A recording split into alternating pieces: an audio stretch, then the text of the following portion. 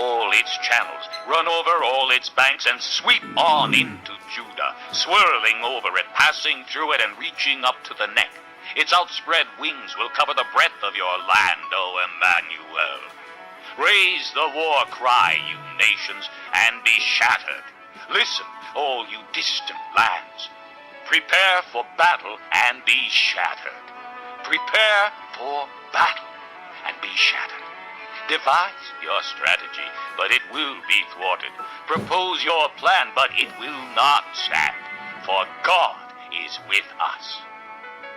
The Lord spoke to me with his strong hand upon me, warning me not to follow the way of this people. He said, do not call conspiracy everything that these people call conspiracy. Do not fear what they fear, and do not dread it. The Lord Almighty is the one you are to regard as holy. He is the one you are to fear. He is the one you are to dread, and he will be a sanctuary. But for both houses of Israel, he will be a stone that causes men to stumble, and a rock that makes them fall. And for the people of Jerusalem, he will be a trap and a snare.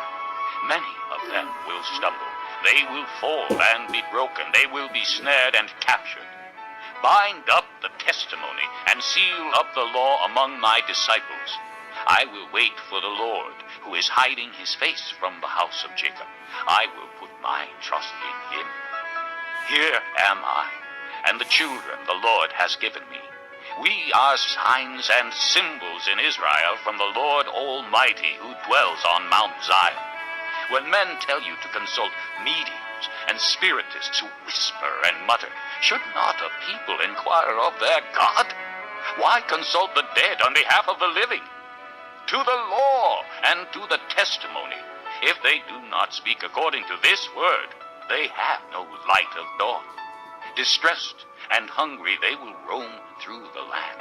When they are famished, they will become enraged, and looking upward will curse their king and their God. Then they will look toward the earth and see only distress and darkness and fearful gloom, and they will be thrust into utter darkness. Chapter 8. The Lord said to me, take a large scroll and write on it with an ordinary pen, Meher Shalal Hashbaz. And I will call in Uriah the priest and Zechariah, son of Jeberechiah, as reliable witnesses before me. Then I went to the prophetess, and she conceived and gave birth to a son. And the Lord said to me, name him Meher Shalal Hashbaz.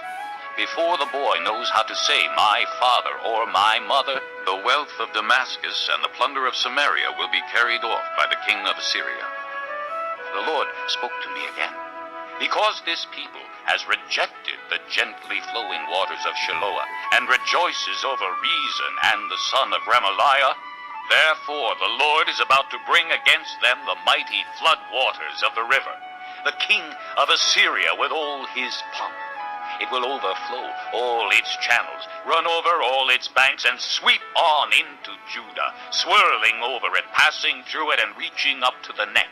Its outspread wings will cover the breadth of your land, O Emmanuel.